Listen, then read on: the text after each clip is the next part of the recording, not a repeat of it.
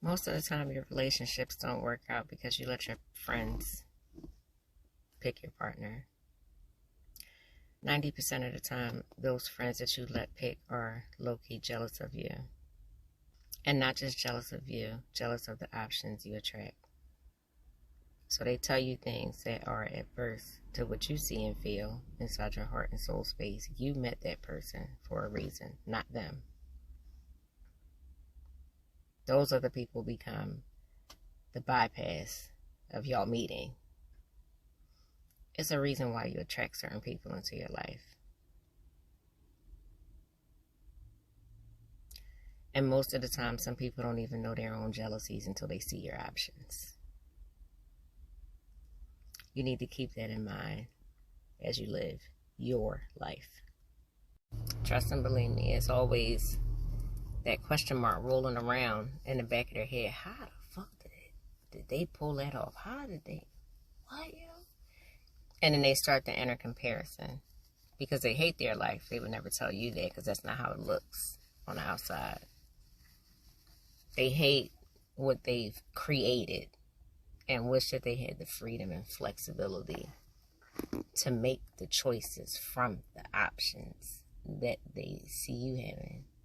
And you've been calling them your friend for so long, and you look up to them for so long, that you would never think that they would do something like that, say something like that, think something like that about you.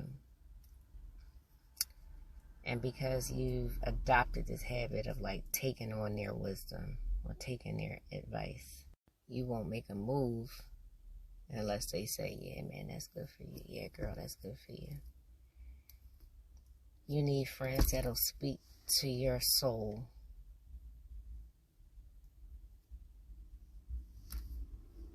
Not your circumstances. They see you fumbling over and over and over again, and they're enjoying it as they go back to the solid life that they created but hate. You can create any fucking thing.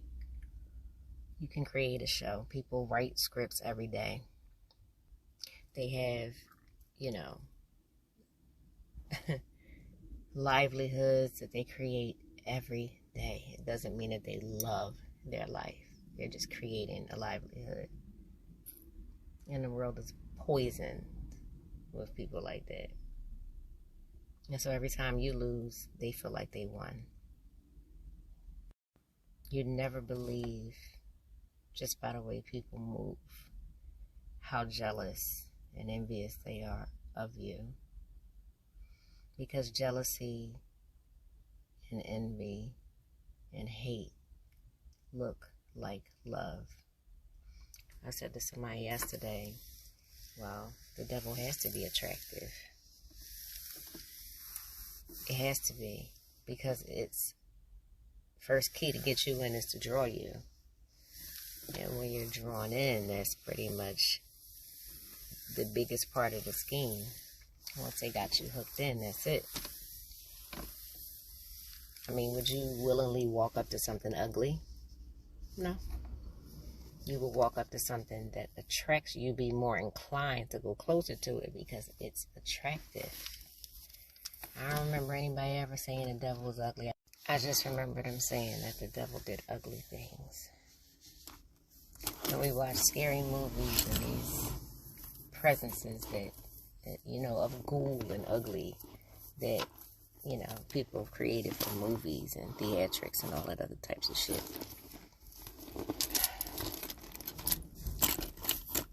When they depict the devil, because they want the ideal of you to see that,